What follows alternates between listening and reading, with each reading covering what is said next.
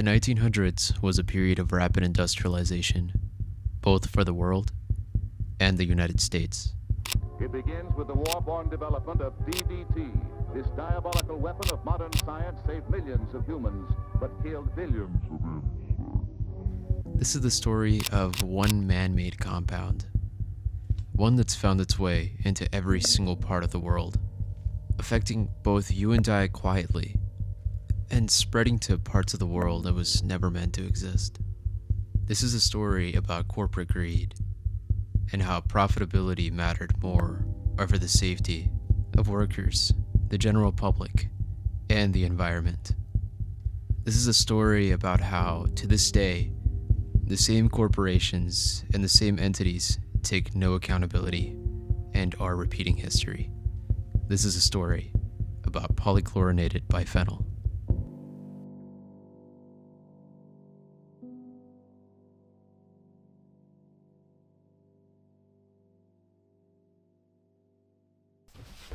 Okay, so before we get too deep into this video, I want us to consider who might be the primary contributor of PCBs in the world. I want you to think just for 1 second. If you guessed Monsanto, you're correct. Apparently, Monsanto has their grubby little fingers in just about every part of dark history. And this one is a huge rabbit hole. I wasn't able to get all the way through it, unfortunately, because it's just huge rabbit holes leading in so many different directions. But overall, this video is related to Monsanto and how they contributed to the massive contamination of polychlorinated biphenyls in the world, starting in the 1930s up until the 1970s, as far as they could have pushed it. But this video is it's grazing just on a very surface level, so if you find this video interesting and you want me to dive further into it, I would love to. Also, this is my first video, so if you enjoyed watching this, I put a lot of time into it, so I would really appreciate you if you subscribed or liked or commented, anything like that. I really enjoy doing this and I would love to do it more. Anyway, let's go.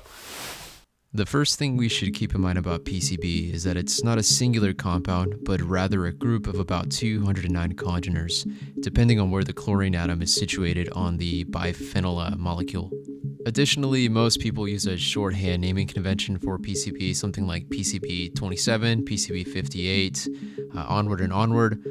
But really, you'll see a spread out use of shorthand names and other trade names as well. Most old sources don't refer to PCB by its shorthand name, but rather use its trade name, given by Monsanto, also known as Irichlor. Are you still following? Because it only gets deeper. So let's talk about some of the characteristics of PCBs. They're mainly known for being non-reactive, non-conductive, and heat-resistant.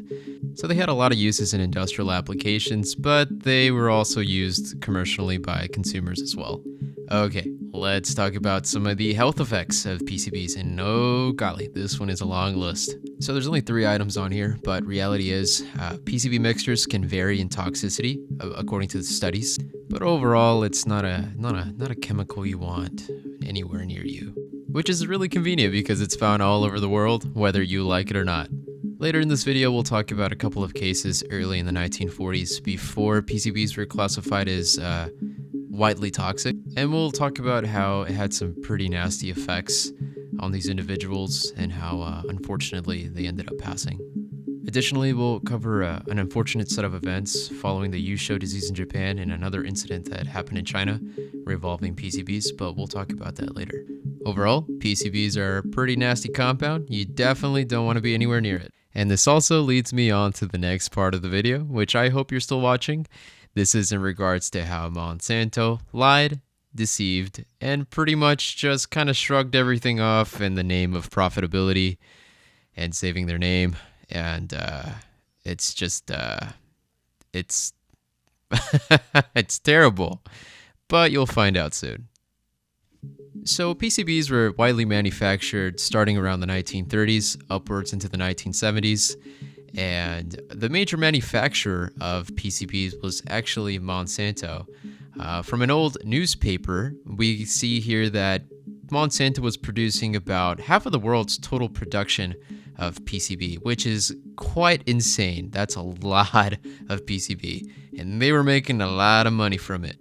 which makes sense as to why they took such stupid measures to protect their name and to continue the production of polychlorinated biphenyl. So Monsanto started producing polychlorinated biphenyl somewhere in the early 1930s after they acquired a company called the Swan Corporation. So the earliest source of aerochlors that I could find was in the 1930s, where they talked about some of its uses, and also claiming that it's non-toxic. I do not know how they came to that assumption or that conclusion, but they pretty much were advertising this stuff as non-toxic. And as we know now, this was a complete lie, which means that right off the get-go, if people found this compound, they were probably using it in ways that were never meant to be intended and exposing themselves to situations that they should have never been exposed to. So this is the part of the video where we start to see Monsanto's shady decision-making come into the picture.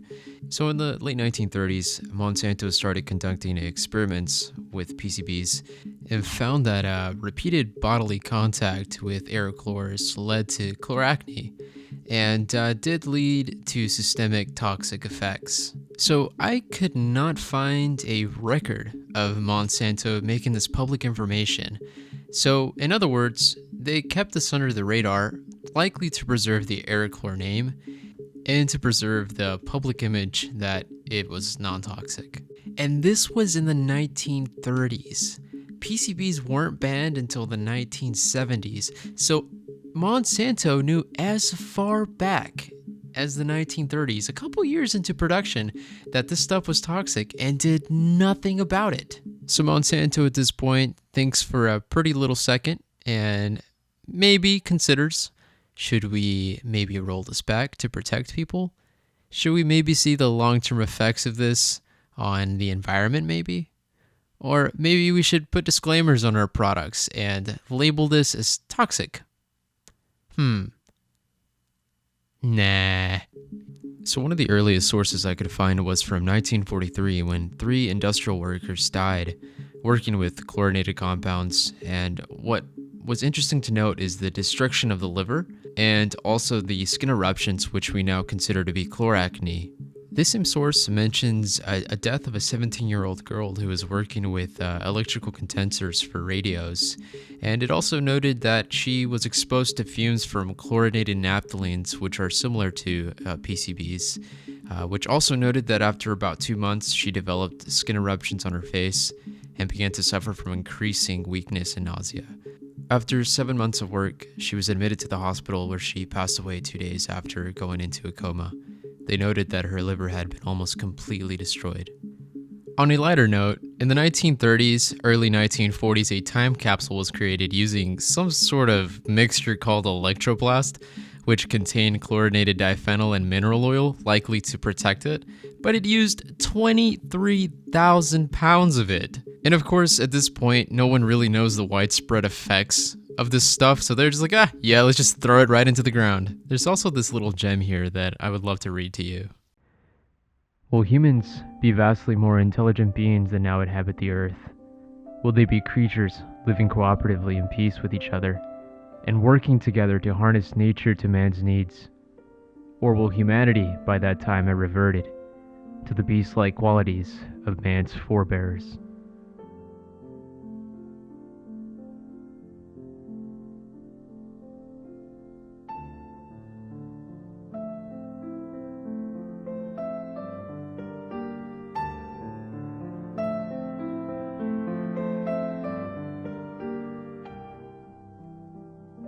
Those poor suckers had pretty much no clue what we were cooking up for the next few decades. So in 1955, Emmett Kelly, who was Monsanto's primary medical expert, he says, "We know aerochlors are toxic, but the actual limit has not been precisely defined. Regardless, it does not make much difference, it seems to me, because our main worry is what will happen if an individual develops any type of liver disease and gives a history of aerochlor exposure." So, of course, it's not about protecting anyone, it's just viewing it from a litigation standpoint and considering the outcomes if they had to go through court. So in the 1950s as well, Monsanto started adding labels to their aerochlor products, especially for their workers. And something that I found really interesting was in 1988, Emmett Kelly, during a lawsuit, was asked the question why they didn't add any of the toxicity to the labels themselves, and he said it's because there wasn't enough space on the labels, which to me is just absolute bullshit. This crap is awful for you, and they knew about this, and it's really hard to believe that the reason they decided to just not add any of those effects is because they ran out of space on the label. He then continues to give us this really piss poor example about gasoline warnings and how the labels naturally don't say this will blow up if you smoke near it, which is an incredibly stupid example because it takes a squirrel's brain to know that gasoline is fuel. Everyone knows that, but no one knows what PCB is at a deeper level. It's not something people work with on a day-to-day basis. And it is 100% the responsibility of the company to ensure that their workers are fully up to speed with the toxic effects of the compounds they produce. So they asked Dr. Emmett Kelly again about clarification with the space on the label, and he gives us another crap response by saying that it detracts from the label if you put a great deal of material on it. Putting warnings on the substances your workers are working with is not excessive. That's not a lot. This is ridiculous. This is ridiculous. Come on. So sometime around this period, the US Navy stops using PCBs after Monsanto failed to convince them otherwise that it was safe. Kudos to them. They made the right call in that. The only problem, and kind of an overall problem with PCBs, is that even though you phase them out and you stop using them, they continue to pollute the environment because these ships that are destroyed and then dumped into the ocean, it just leaks this PCB all over the place, and that stuff does not degrade very quickly. So in other words, it's this perpetual loop of pollution and contaminants just entering the water, not just from the Navy, but other uses as well, like electrical applications post pre-1970. So in 1966, the toxicity of PCB is revisited in regards to a study done by a Swedish researcher that said that PCBs, or the chlorinated compounds, are the most injurious of any he tested, saying that pregnant women and people who have had any liver disease are particularly susceptible. And Dr. Kelly doesn't dispute any of it. Of course, he knew all of this, but nothing is done. Once again, nothing is done. It's crazy how long they're going without doing anything about it. It was around this time period, however, where PCBs and chlorinated hydrocarbons in general began to surface as toxic substances to the general public in a more widespread manner. This is partly due to the events that transpired in regards to what we now consider to be the Usho disease. The Usho disease was a mass poisoning incident that occurred in 1968 from a company that produced a rice bran oil. PCBs were leaking into the oil itself, which led to the mass poisoning of over 400,000 birds and 14,000 people. As noted from previous examples, the people that suffered from the poisoning suffered from a lowered immune response, ocular lesions, and unusual skin sores, all aligning with the small-scale incidents that occurred in the 1940s. According to this article on the City of Nagasaki's website, the victims have yet to receive full recognition and compensation. It states that they have suffered from physical pains and also from prejudice, and throughout those 40 years have struggled to live a normal life. Unfortunately, history repeated itself too early. In 1979, a Taiwanese company had also contaminated its rice oil with PCBs and its toxic byproducts. As a result, over 2,000 people had consumed the oil. The same exact symptoms of chloracne and pigmentation of nails and skin as noted by the earlier examples were found in the victims. Despite the awful effects of these incidents, it did finally put PCBs on an international spotlight. So now that Monsanto's precious product is now on the spotlight, they had to consider a plan moving forward now that everyone was looking at them and wondering just how toxic this crap is. So as a result of the growing concerns with PCBs, Monsanto sets up a task force in order to weigh just how much of a problem this is and what they can do moving forward. So even after the Usho disease, even after their own medical director has acknowledged how toxic this is, even after all of Monsanto's experimentation that validates its toxicity, they still come to the conclusion that it has no harmful effect on man or mammals. What? How did they... What? So the task force also comes to the conclusion that the science is against them and they have to find some sort of pathway moving forward to save their products. But just keep in mind, this is not about letting their customers know what's going on or the possible toxic effects of it. They acknowledge that their labels have no warnings or no disclaimers notifying them about the toxic effects. Just keep in mind, this is all one massive PR strategy to try to save their company. And it's awful. It is greedy. It is deceptive. It is awful, just in so many degrees. This company, Old Monsanto, I don't care what you want to call them, they're awful. This is awful. This Monsanto task force also found that there's just too much market and too much profit from PCBs for Monsanto to just phase them out. So as a result, they chose profitability over making the right ethical decision.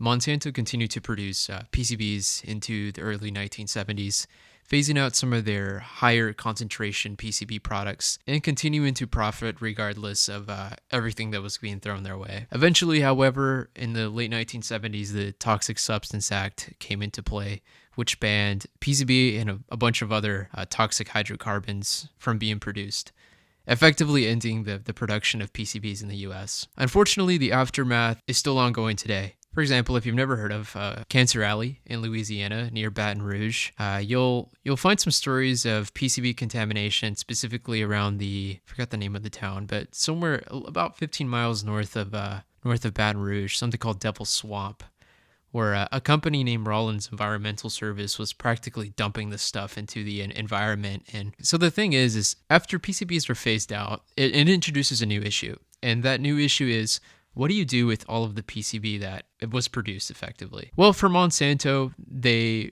started contracting with companies that were incinerating it. The only unfortunate issue, and this is another good video idea, which I might do in the future, is they ended up pushing all of this unused PCB over to companies that would burn it, but they were doing it in very shady manners. And the thing is when you incorrectly, to this day, 2016, 2019, there is some justice to it. Monsanto is actively being sued for a lot of the contamination that they introduced into the environment. For example, a lot of what you read here was from a lawsuit between Spokane and Monsanto, Old Monsanto.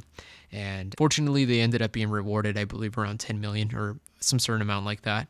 And that's just one of the many lawsuits. Like Monsanto, now acquired by Bayer, it's going through some pretty rough stuff, not just from PCBs, but from a lot of the chemicals they were producing in the 1900s. Like I said, this is just grazing from a very, very surface level. We have a completely different story branching off of this if you decide to dive into the contractors that were incinerating the PCB and how they were doing it ineffectively and releasing toxic byproducts into the air and affecting the local communities. I think for this video, I'm gonna call it.